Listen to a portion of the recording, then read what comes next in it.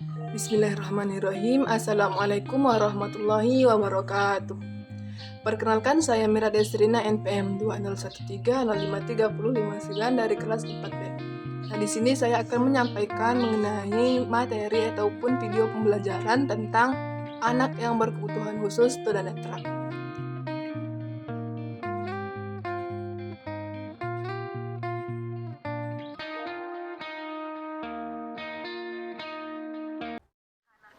Makanya kalian cari dulu bagaimana proses pembuahan penyerbukannya. Pandemi COVID-19 mengubah banyak hal bagi Vivi Clarissa Natania, seorang pelajar menengah atas tunanetra. 1 hari dalam 1 minggu, ia mengikuti kelas daring. Sesuatu yang baru buat Vivi dan belasan kawannya sesama siswa tunanetra. Di tengah keterbatasannya, metode pembelajaran ini seringkali membuatnya kesulitan.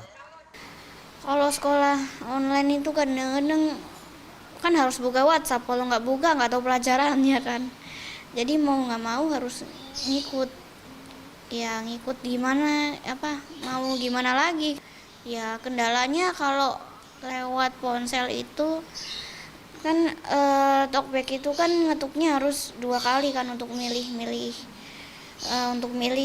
digeser-geser gini. Nah kadang-kadang kalau muncul pesan baru kursornya berubah, jadi kan kesel. 5 bulan berlalu, Vivi mengaku jenuh.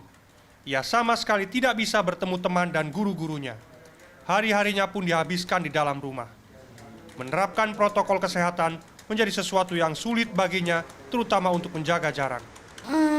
Gimana ya?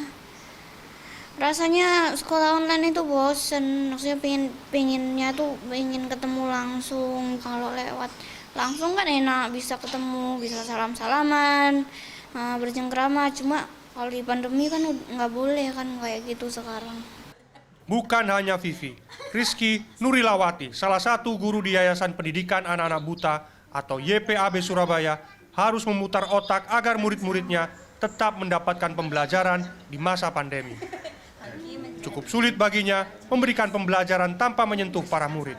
Karena di rumah kan nggak semua anak punya alat musiknya ya, jadi tak minta untuk menjelaskan, misalnya ini biramanya 4/4, intronya sampai mana, terus nanti breaknya seperti apa, itu biasanya seperti itu, lebih ke arah pendeskripsian sih, musik itu dideskripsikan gitu, diceritain kayak apa.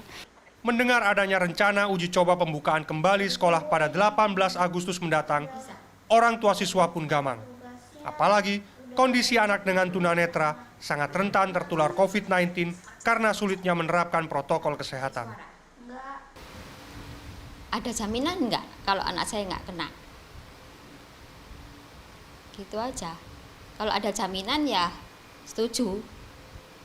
Soalnya kalau misalnya kena, bukan anak saya aja yang kena, semua juga kena. Pihak sekolah sebenarnya sudah menyusun protokol kesehatan di sekolah khusus tunanetra. Meski begitu, para pengajar di sekolah ini mengaku kesulitan memastikan tiap-tiap siswa tunanetra bisa menjalankan protokol kesehatan, terlebih yang belum mandiri.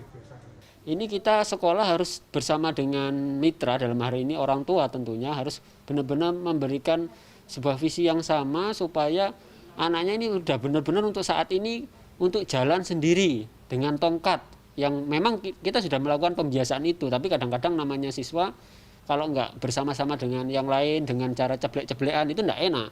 Jadi seperti itu. Jadi itu yang harus kita tekankan berulang-ulang.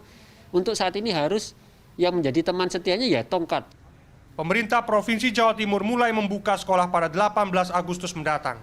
Daerah yang masuk zona kuning dan oranye bisa membuka sekolah lagi dengan berbagai persyaratan. Langkah ini banyak menuai kritik karena risiko penularan COVID-19 di Jawa Timur masih tinggi. Miftah Farid, Andreas Wicaksono, Surabaya, Jawa Timur. Nah, di sini tunanetra itu merupakan istilah yang digunakan untuk seseorang yang memiliki hambatan ataupun gangguan di dalam penglihatannya. Nah, tunanetra ini tergolong menjadi 2 macam, yaitu tunanetra buta total dan juga tunanetra masih ada sedikit penglihatannya.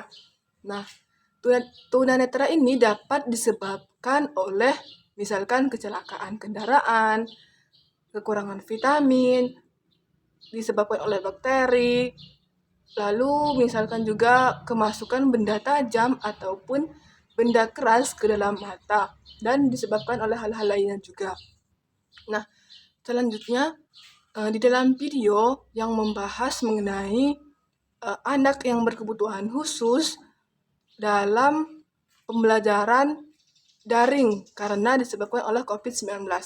Nah, misalkan saja di dalam video itu terdapat seorang anak yang bernama Titi Clarissa Natalia, di mana dia ini seorang anak tunanetra yang sekolah SMA dan juga memiliki keterbatasan dalam penglihatannya.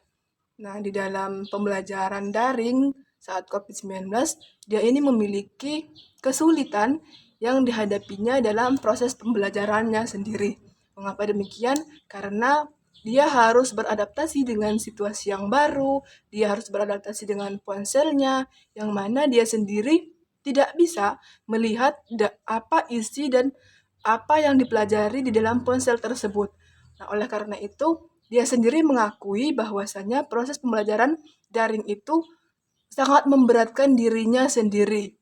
Nah, begitu juga dengan gurunya yang bernama Rizky Nurliawati.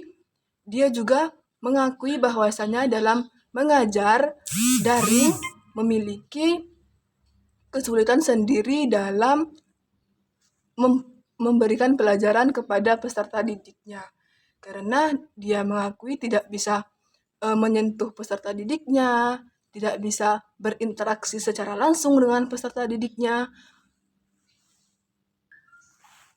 Namun dengan keterbatasan demikian dan juga dengan keluhan-keluhan yang disampaikan oleh peserta didik dan pendidiknya dalam proses pembelajaran daring, tidak dapat dipungkiri bahwasanya mereka memiliki kelebihan masing-masing dalam proses pembelajarannya. Terbukti bahwa Titi Clarissa Natalia ini dalam proses pembelajaran secara daring, walaupun memiliki keterbatasan dan juga kesulitan dalam belajar, dia tetap semangat dan juga mengikuti proses pembelajaran dengan sangat baik. Terlihat bahwasanya saat dia mengetik komputernya saja, dia sangat lancar dan juga lincah dalam mengetik di atas keyboard komputernya. Maka dari itu, kita harus melihat dan juga tetap semangat sebagai seorang yang tidak memiliki kekurangan. Itulah pembahasan dan juga review tentang video anak berkebutuhan khusus yang bernama Titi Clarissa Natalia.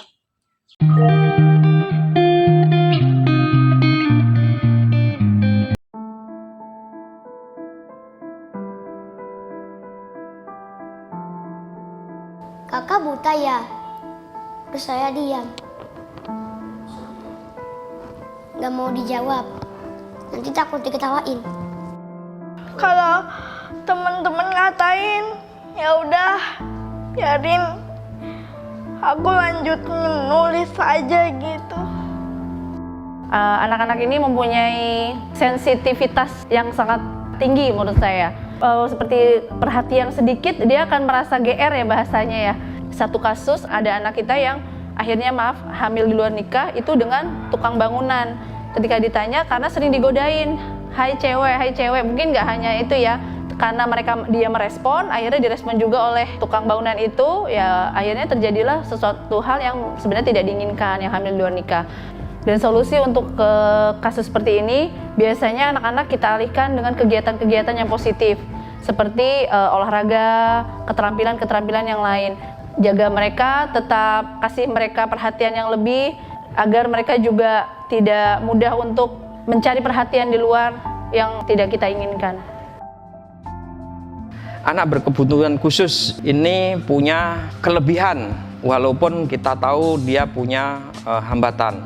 Ada yang bisa jadi guru, ada juga mereka yang punya pekerjaan sebagai entrepreneur ya. Ada siswa kami yang menjadi komposer musik ya, kelas dunia ya, seorang tunanetra, bakat yang sangat cemerlang di dunia musik, di dunia entertain. Dan ada juga yang memang dia punya kemampuan persuasif yang baik, sebagai motivator, dan banyak lagi kegiatan yang dia bisa lakukan untuk mengaktualisasikan diri bahwa dia bukanlah manusia yang lemah.